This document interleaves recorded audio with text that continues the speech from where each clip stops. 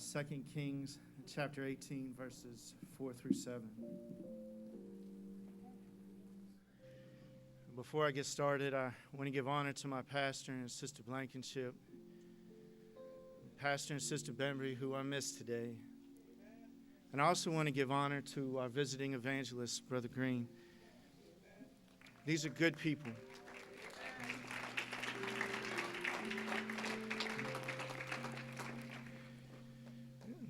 2 Kings chapter 18, verse number 4, it states, He being Hezekiah, he removed the high places and brake the images and cut down the groves and brake in pieces the brazen serpent that Moses had made. For unto those days the children of Israel did burn incense to it. And he called it Nehushtan. He trusted in the Lord God of Israel, so that after him was none like him among all the kings of Judah, nor any that went before him. For he clave to the Lord, and departed not from following him, but kept his commandments which the Lord commanded Moses. And the Lord was with him, and he prospered whithersoever he went forth, and he rebelled against the king of Assyria, and served him not. You may be seated.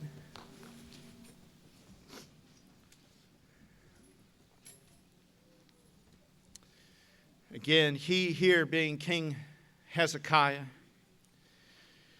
Today I feel led to speak against generational curses. Generational meaning things that our parents may have taught us. I don't know about you, but I had good parents. I was raised in church, but my parents were not perfect.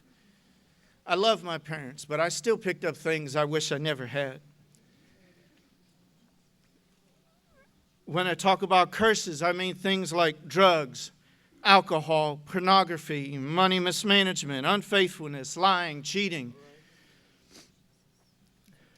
These are things that maybe some of us, our parents, have taught us.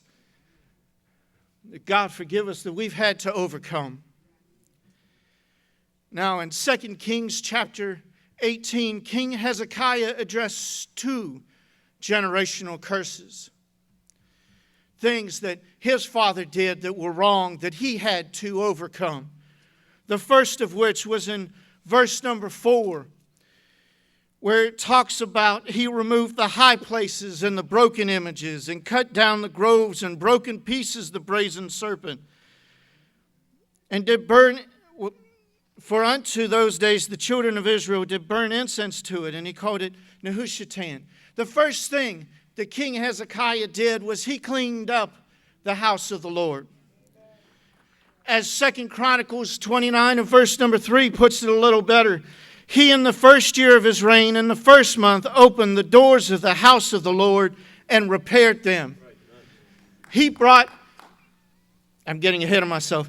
He cleaned up the house of the Lord. He got rid of all of the graven images that they worshipped. You see, the children of Israel were worshiping idols there in the house of the Lord. But King Hezekiah, he went in and he stopped it.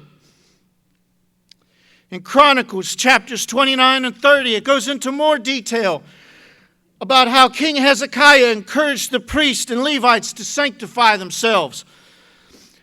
How he sacrificed burnt offerings.